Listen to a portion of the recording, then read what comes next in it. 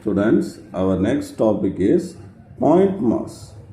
So what is called point mass அப்படின்னு கேட்டனா to explain motion of the object which has finite mass.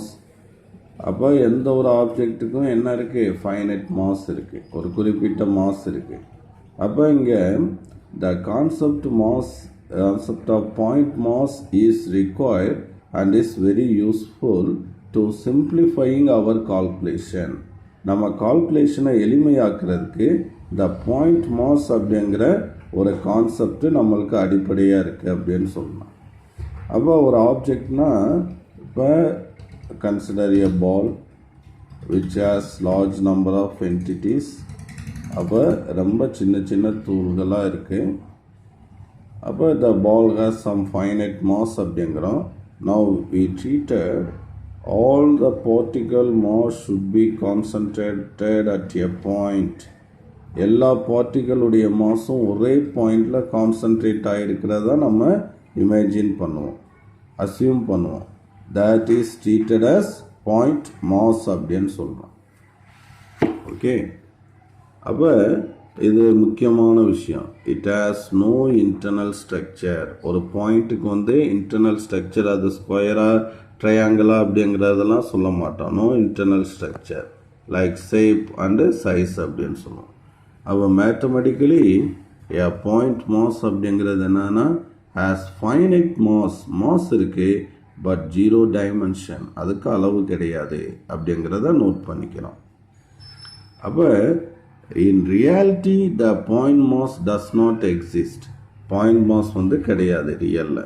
But it often simplifies our calculation. It is to be noted that the term point mass is a relative term அப்படின்னு சொல்கிறோம். அதாவது just point mass அப்படின்னு தனியாக ஒரு அர்த்தம் கிடையாது. The relation அப்படிங்கிறது வரும்போது தான் அது மீனிங்ஃபுல்லாக வரும். It is meaningful only with respect to reference frame. அதே மாதிரி with respect to kind of motion that we analyse. அந்த frame of reference and kind of மோஷனில் தான் இந்த பாயிண்ட் மாஸ்ங்கிற கான்செப்டை நம்ம எடுத்துக்கிறோம். அதுக்கு சில எக்ஸாம்பிள் பார்த்தீங்கன்னா, while we study the motion of the earth which revolve around the sun. With respect to sun, we here study the motion of the earth. எர்த்தோட மோஷனை நான் படிக்க போகிறேன். Now I treat earth as a point mass. ஓகேவா? So even I know earth is very large compare between இந்த இதை பார்த்தீங்கன்னா எர்த்தோட அளவு ரொம்ப பெருசு. ஆனால் compare the distance between the sun and earth. So earth எப்படி இருக்குது, சன்லேருந்து அதிக அளவு டிஸ்டன்ஸில் இருக்குது. அந்த டிஸ்டன்ஸை கம்பேர் பண்ணும்போது the size of earth is very small. ஓகேவா? அது ரெண்டுக்கு இடையில் உள்ள அந்த டிஸ்டன்ஸ் தான் லார்ஜாக இருக்கும். அப்போ டிஸ்டன்ஸை கம்பேர் பண்ணி பார்க்கும்போது எர்த்தோட அளவு வந்து ரொம்ப ஸ்மாலாக தெரியும். அப்போ we treat earth as a point mass. அதே மாதிரி this point mass concept is used for the object of irregular size. இப்போ consider we throw a stone and it follows the parabolic path and reach the point at the groundல வந்து reach ஆகும். ஓகேவா? அப்போ here this is the point where the object is thrown. And compare the distance. This is the distance. The distance compare பண்ணும்போது the size of the stone is small. The stone ஓட size வந்து எப்படி இருக்கு, ரொம்ப ஸ்மாலாக இருக்கு. So here we treated the stone is a point mass அப்படின்னு சொல்லுவோம். So size of the stone is very much smaller than the distance through which it travels. To analyzing the motion of the stone problem, we treat the stone as the point mass. And see the next heading, the types of motion in our day-to-day life. The following kind of motions are observed. The first one is linear motion. These are all 2 marks. What is linear motion? Give example na, இதை எழுதிட்டு இதை எழுதிடணும். அதே மாதிரி circular motion அதுக்கு எக்ஸாம்பிள்னா அதுக்கு இதை எழுதணும். ஓகேவா? இது ஒரு 2 மார்க் மென்ஷன் பண்ணிக்கலாம், இது ஒரு 2 மார்க். அப்போ லீனியர் மோஷன்னா ஸ்ட்ரெயிட் லைன் மோஷன் அப்படின்னு அர்த்தம். an object is said to be linear motion if it moves in straight line. இப்போ நான் உங்களுக்கு சிம்பிளாக ஒரு புரிய வைக்கிறதுக்கு ஒரு படம் போட்டிருக்கேன் பாருங்கள். the motion of ant, they all move in a straight line. எறும்புகளை பார்த்து தான் நம்ம கற்றுக்கணும் அது எவ்வளோ வரிசையாக போகுது அப்படின்ட்டு. ஓகேவா? So this is the motion of straight line, example for 1 dimension. இப்போ இந்த எக்ஸ் ஆக்சிஸ்ன்னு எடுத்துக்கிட்டோம் அப்படின்னா அப்படியே எக்ஸ் டைரெக்ஷனில் அப்படியே வரிசையாக போயிட்டே இருக்கும். அதுக்கு அடுத்து புக்கில் என்ன எக்ஸாம்பிள் கொடுத்துருக்கான்? an athlete running on a straight track, ஒரு நேரான ட்ராக்ல ஒரு athlete ரன் ஆகுறது. அடுத்து வந்து a particle falling vertically downwards near the surface of the earth. அப்போ நம்ம ஒரு 3rd floor 4th ஃப்ளோர்லேருந்து ஒரு ஆப்ஜெக்ட், ஒரு ஸ்டோன் அல்லது ஒரு பாலை நம்ம நேராக ட்ராப் பண்ணும்போது அது நேராக வந்து கிரவுண்டை வந்து ரீச் பண்ணும். சரியா? இதெல்லாம் example for the linear motion அப்படின்னு சொல்லணும். அடுத்து சர்க்குலர் மோஷன்னா என்னது அப்படின்னு கேட்டேன்னா, here object travelling in a circular பாத்.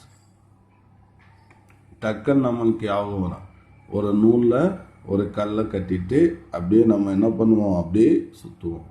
அப்போ the stone is move in the circular motion அப்படின்னு சொல்லுவோம். ஓகேவா? அதுக்கு எக்ஸாம்பிள் அதை தான் சொல்லியிருக்கான், the wheeling motion of stone attached to a string. So இங்கே பாருங்கள், motion of a stone, wheeling stone. அவன் என்ன பண்ணியிருக்கான், ஒரு த்ரெட்டில் வந்து ஸ்டோனை கட்டிட்டு அப்படியே என்ன பண்ணியிருக்கான், அப்படியே சுற்றுறான். அப்போ the object travels in a circular path.